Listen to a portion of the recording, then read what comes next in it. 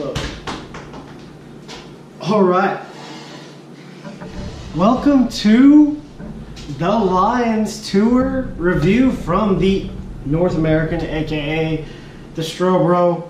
I'm Aaron Castro, your host for the Tri Life vlog, the US Rugby Issues series, the US Rugby Solutions series, and let's just go with this called the series recap series, I guess. So, 2017 North American Lions Tour. I did not follow the Lions in 2014. I want to say I was really wrapped up with Army stuff, so I couldn't really tell you much about what was going on then.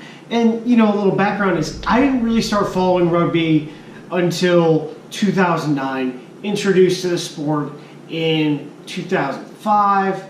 Didn't really do anything with it because we did a project with it and played pickup games a little bit. I played like scrum half, not knowing what I was doing back in those days. So, but I am a hooker and have played wing in senior club rugby, so that's where my perspective comes from. So, forwards got it 8. Kyle Sinkler, you're my guy, all right? Tag Furlong, also another guy who's out there. All right, Lions Tour 2017 New Zealand Series. Let's cover it. Let's look at Warren Gatland for a little minute. So Gatland is an accomplished international coach. When he was Ireland's head coach, he took them to the runners-up position in the 2001 Six Nations, and then he ended up being fired the next year. I believe it was.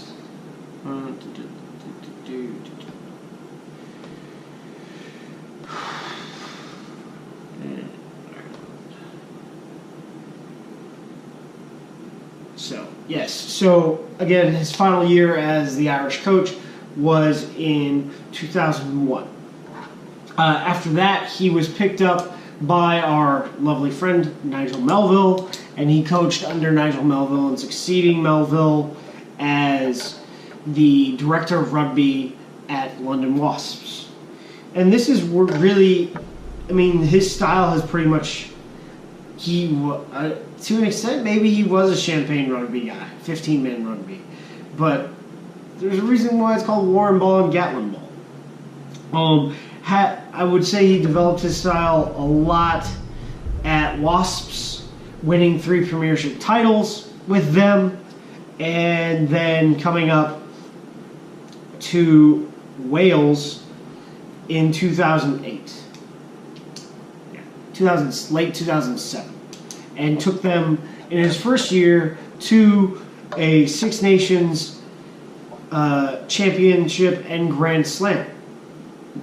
Won the Six Nations in 2012 and 2013.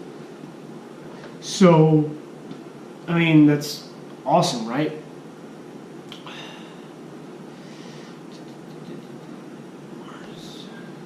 And so we have that, but I started following. My first Six Nations was in 2009, and that's when, I mean, really I sort of fell in love with the way the Welsh played. I don't really follow Wales anymore. I don't really like how they played at the time. You know, crazy American football fan, just loving the big hits. But it's, you know, after seeing John Mitchell coach the Eagles versus, say, Mike Tolkien, I love the wide open champagne rugby style, 15-man rugby. And to an extent, Gatland has been able to play 10-man rugby competitively over a long period of time. In the 2015 World Cup, Wales had a quarterfinal loss to Republic of South Africa. In 2011 World Cup, they had a, you know, what was it? Well,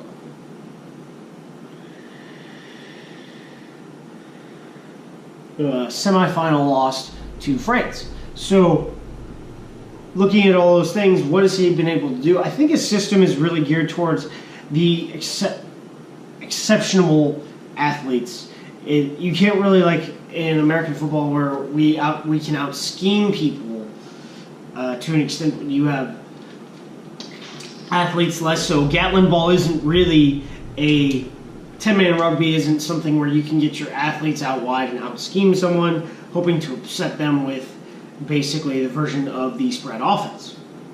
And just like in American football, if you can play power rugby, power football, a two-back power, but then your wide receivers can, are that fast to where you can play a spread, well, you might as well play a power spread offense and wreck people. So New Zealand, I would say, is more or less the Alabama of rugby, and they play just this power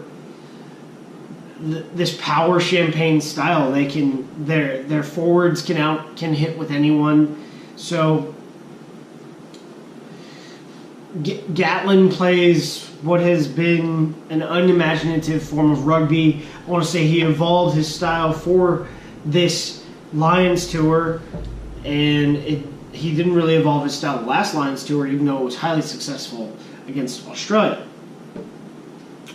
So we get into the squad call-up, and that's where a lot of his controversy this series comes up with, is because he called up so many Welsh guys, called up like no Scottish guys. Of course he was going to call up a bunch of Irishmen and a bunch of Englishmen, but if you look at some of these, guys like who were left out but was called up later as part of the Geography 6, Finn Russell. Should Finn Russell have been on the original Lions? Because this is,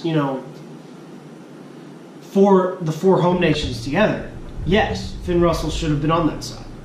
I wasn't really going to support the Lions this time around because my favorite player in the league in the Premiership is James Haskell. I think he's funny. I guess they coined the nickname Archbishop of Banterbury.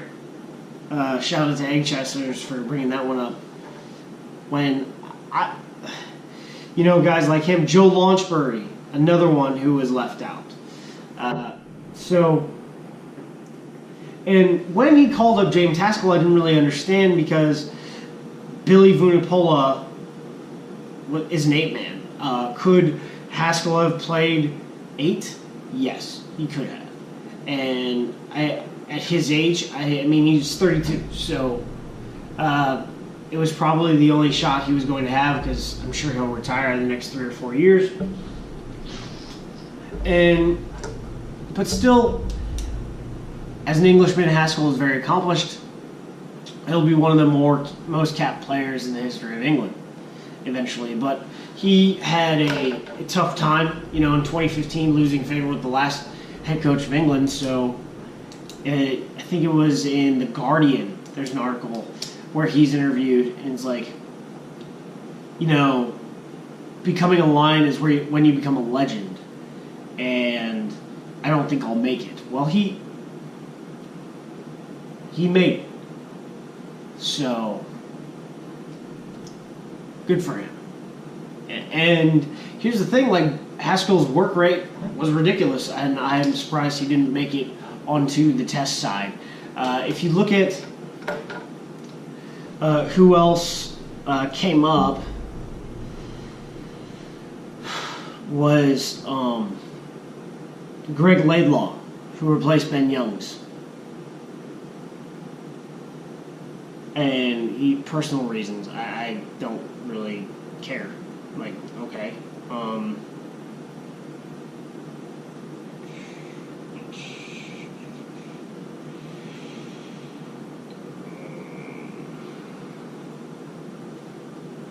Those guys, they're supposed to be on the side. But the big one, I want to say, is what people are going to call the Geography 6. Christian Dacey, Alan Dell, Thomas Francis, Corey Hill. Finn Russell is in this, but I don't really attribute Finn Russell in there. Gareth Davies, you know, it was sort of the plan because Scotland and Wales were on that side of the world, so these guys didn't really have to adjust their body clocks, their circadian rhythms. Like, there was no jet lag for them. The problem is you know, he called these guys up, and then he didn't use them against the Hurricanes. Like, what was the point of calling them up if you're not going to use them? Obviously, you're going to have to call these dudes up, and it's going to be important. But what are you doing, man? If you call these guys up, you didn't devalue the shirt when you called them up at all. That's really player welfare. I know maybe, you know, call up Joe Launchbury. He'll probably want to show up. But you devalued the shirt when you went to the papers after you tied that match and said, I didn't want to use them because of the criticism I received when I called these guys up. I needed the depth, and then you didn't let them play for it. If you put them on the field, they're playing for the jersey. So that's when Gatland devalued the shirt, not by calling these guys up. He devalued the shirt by, as I said, by not playing them when he needed to play them so that he could win another match. So those are, you know, the big controversies of this. And let's go over the record of a successful Lions tour. People thought, you know, they threw up the schedule. It was going to be horrible. You know, lucky to eke out maybe 1 or 2 wins. So overall record from 2017 New Zealand series was 5-3-2. Test series of 1-1-1. So 5 wins, 3 losses, 2 draws. Test series 1 win, 1 loss, 1 draw. So if you watch the Babas match, the first match, basically this is the Lions' third side. This was mostly made up of guys who were, you know, in camp the longest. Some of these guys were in camp for almost a month. And then, you know, where a lot of these dudes were in camp, blokes, lads, in camp for only about 2 days. And then they hit the banquet circuit for 2 days. And they had to fly for 2 days. So then they were on the ground for 2.5 days. So how are you going to be competitive against a team made up of fringe Super Rugby players? It's going to be tough. Lions still eke out the victory, 7-13. Talent took over. It was Gatland ball. It was what it was. But I'll tell you, some of those guys that were playing Mitre 10 are going to get Super Rugby contracts after this Mitre 10 season. Yep. Then they post a loss to the Blues. Yes, the Blues aren't the best of the New Zealand sides in Super Rugby this year. They're more towards the lower end, but they had 8 capped All Blacks on their side. So it's not like the Blues are a pushover. Sonny Bill Williams, oh gosh, that guy. He's talented, but we got problems. So they lose to the Blues 22-16, and so after those 2 matches, the New Zealand press are like, oh, they're not going to win a match after this. The British press are like, whoa, this is sucking. And, you know, go look at my last video about this series and circadian rhythm shifts and what you need to do to deal with it. So really, the first time they're actually playing where they're going to do well, they win against the Crusaders Super Rugby, who at the time, you know, is the best of the Super Rugby sides. And then after that, they win 12-3, and the New Zealand press is just going nuts. You know, maybe they'll go 3-0 or 2-1 against the All Blacks. So then they face off down in Dunedin against the Highlanders, lose 23-22, and the press clippings get a little bit more even. And this is where the series really turns.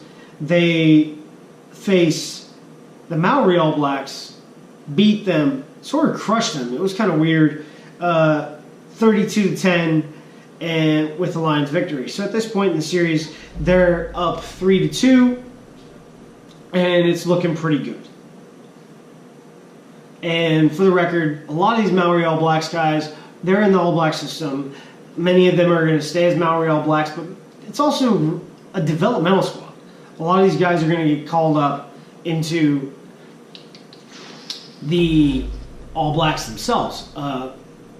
And what makes the difference between the All Blacks versus the New Zealand Maori is that all the guys who play on the New Zealand Maori have Maori descent. So, even Damian McKenzie, I know, he's white. Look at me. I'm Hispanic, but I'm white. Get over it. So, then the next match they have, they beat the Chiefs 34-6. So, they're at 4-2. Press clippings in England, Gatland ball.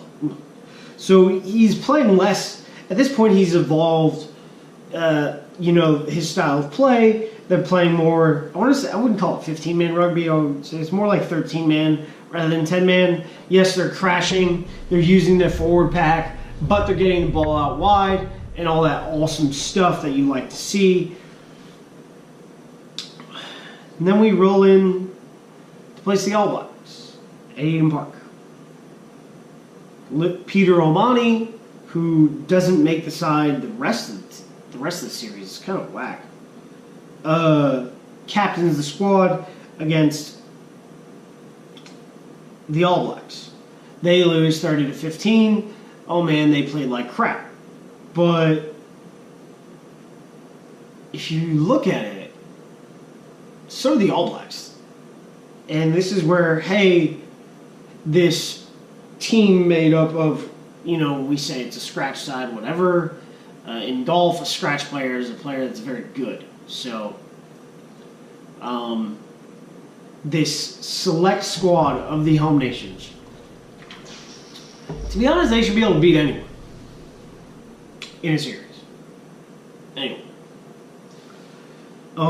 With the right coach, of course. But the All Blacks, if you watch this game, they should have probably won by another 20 points. And it was just crazy. It was back to more of a 10-man style of rugby, and there were cards that I didn't really understand, but whatever. So then they face the Hurricanes, pull a draw. This is where the Geography 6 comes in, and Gatland doesn't use these guys. I don't know why. Like I said, you devalued the shirt by not putting them in sooner or at all. So then we have our second test against the All Blacks. Win 24-21 in a match of a bunch of cheap shots and straight up bad stuff. The Lions eke out a 24-21 victory, and it's highlighted with Sam Warburton taking over the captaincy again, bringing just a different intensity. Man, I think if you had Haskell on this side, both their work rates and their intensities would have been lovely. So the key to this is the All Blacks play very well at 14-man rugby. Sonny Bill Williams took a red, and yeah, that was one of the most intentional hits I've ever seen. So Sonny Bill Williams has been suspended for 4 matches going forward. And then, so I don't know if he's ever going to, put on the shirt again. And then the final match, we have a 15-15 draw. Again, side is captained by Sam Warburton. It is Kieran Reid's 100th cap. Good for him. There were some interesting calls. Romain Poit, you're an interesting guy. Although I think you would have been able to fix that entire situation with that wonderful controversial call using either 11.6 or 11.7, I would personally have used 10.4e on Fekitoa. For launching, it wasn't really a launch, but I forget who it was, jumped into the air to try and field the ball, accidental offsides because they all jumped into the air, and you had like 3 or 4 guys there, but Fekitoa jumps into the air, into this, group of guys, like he doesn't really throw his arms in, so doesn't really lead with his shoulder, but I would have done that as a dangerous tackle. Or dangerous tackle attempt. And you could have made it a yellow. So, that's just me. And I guess I'm the only guy talking about that, but, don't do it.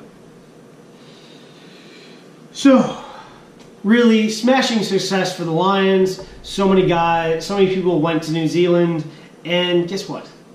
There's a lot of Lions fans that are native New Zealanders. Now, let's address, people are like, is this the last series? Maybe it would have been if they lost the test series rather than drew. The global calendar that starts in 2019 and takes all the way through 2032 takes into account a Lions tour every 2 years following the World Cup. So you've got a Lions tour at least, 3 more times. I would like the Lions to continue. But I also like them to go some places to grow the game.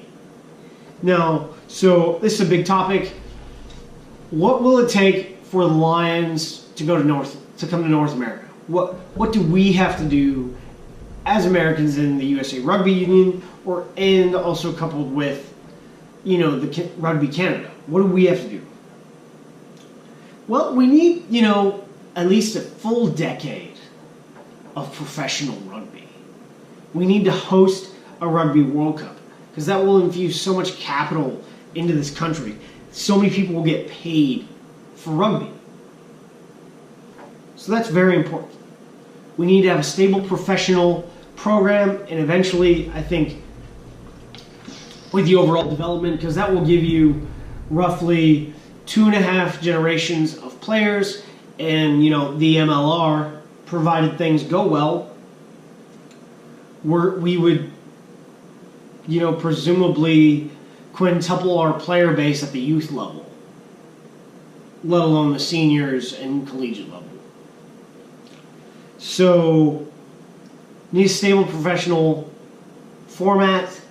We also need to clean up our collegiate format so that it's more high performance based at the Division 1, Division 1A level, 1AA level.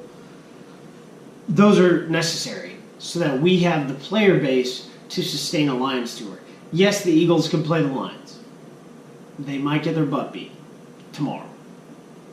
But in 20 years, provided, we innovate and make that kind of progress, there could be a Lions tour in North America. That's what I want rugby to be like here in this country. I want us to be able to sustain a World Cup.